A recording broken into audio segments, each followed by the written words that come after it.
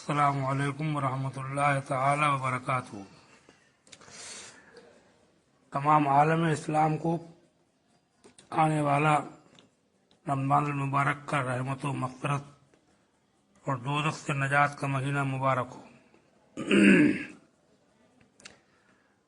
بڑے افسوس کا مقام یہ ہے کہ امسال خاص کر ابتدائی دنوں میں وہ رونقیں اور وہ بہاریں جو رمضان المبارک کے مہینے میں ہم دیکھتے تھے، ان نظاروں سے ہم محروم رہیں گے، خاص کر ابتدائی دنوں میں، اور اللہ اپنی حکمتوں کو بہتر جانتا ہے۔ سب دن ایک سے نہیں ہوتے، جلد ہی خدا نے چاہا تو ہم رمضان کی بہاروں کو دیکھیں گے۔ 5 وقت کی نماز فرض ہے اور جماعت کی پابندی واجب۔ کبھی کبھی کسی عذر شرعی اور مجبوری کی بنا پر ہمارے مذہب میں جماعت چھوڑنے کی بھی اجازت ہے۔ ان مجبوریوں میں جان و مال، عزت و آبرو کا خطرہ بھی شامل ہے، لہذا میری گزارش ہے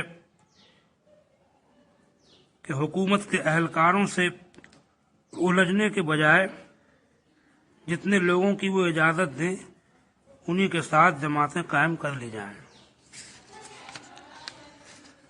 اللہ تعالیٰ کی عبادت، اس کا ذکر و شکر گھروں میں بھی ہو سکتے ہیں، اللہ سب کچھ جانتا، دیکھتا اور سنتا ہے اور اپنے کرم سے قبول فرماتا ہے۔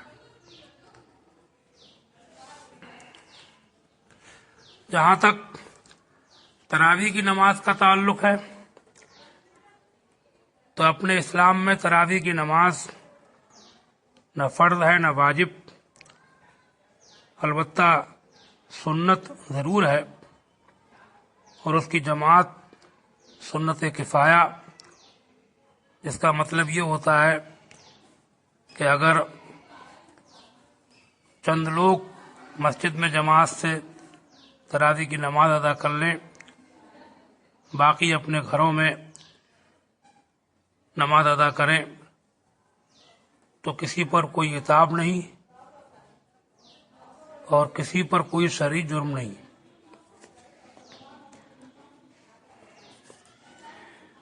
موجودہ دردناک حالات میں ایک خاص بات یہی بتانا چاہوں گا کہ اس لمبے لاک ڈاؤن کی وجہ سے غریبوں مزدوروں کے لیے ایک مصیبت کھڑی ہو گئی ہے۔ بعض جگہ بھکمری کی نوبت آ گئی ہے یا آنے والی ہے۔ خوشحال لوگ ان پر ترس کھائیں، کہیں ایسا نہ ہو کہ آپ اور آپ کے بچے شکمسیر ہو کر کھاتے ہوں اور پڑوس میں چولہے نہ جلیں۔ اگر ایسا ہوا تو مزید عذاب الہی کا انتظار کرو۔ تم دیکھ رہے ہو کہ دولتیں خدا کے قہر سے بچا نہیں پاتی، خاص کر ایسے لوگ جو شرمندگی کی وجہ سے اپنے گھر کی بدحالی اور تنگ دستی کا ذکر بھی نہیں کر سکتے۔ انہیں ڈھونڈو، از خود ان کے گھروں پر راشن پانی پہنچاؤ، یہ خالد جنت کا راستہ ہے۔ میں نے سنا ہے کہ بعض جگہ مسجدوں میں فنڈ ختم ہو جانے یا حالات کے پیش نظر جماعت کی خاص ضرورت نہ سمجھنے کی وجہ سے کچھ لوگ مسجدوں سے اماموں کو معزول کر رہے ہیں۔ اس بھکمری کے دور میں یہ بہت غلط بات ہے۔ اگر فنڈ ختم بھی ہو گئے ہوں پھر بھی انہیں بحال رکھا جائے۔ بستی کے خوشحال مالدار لوگ